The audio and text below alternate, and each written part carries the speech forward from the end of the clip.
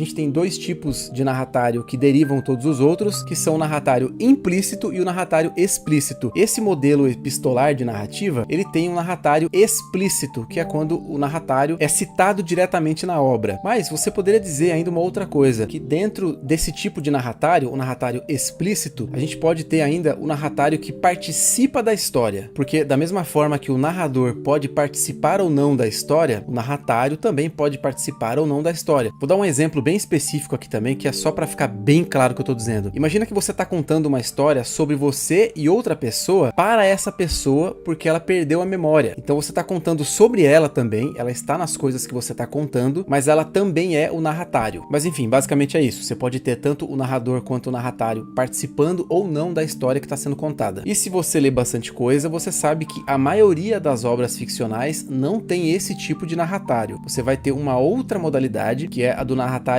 implícito.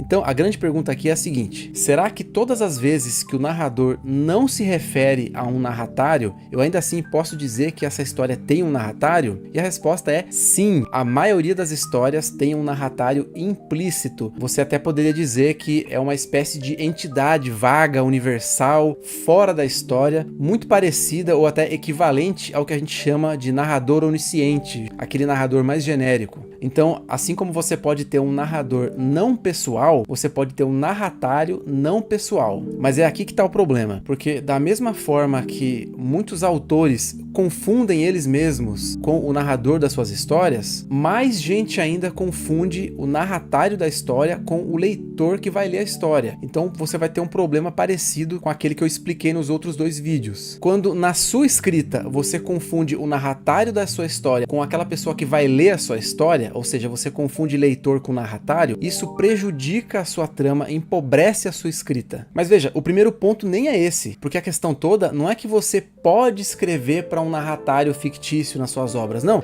É que você só pode escrever para um narratário fictício, você não tem outra escolha. Você sempre está escrevendo para um narratário fictício. E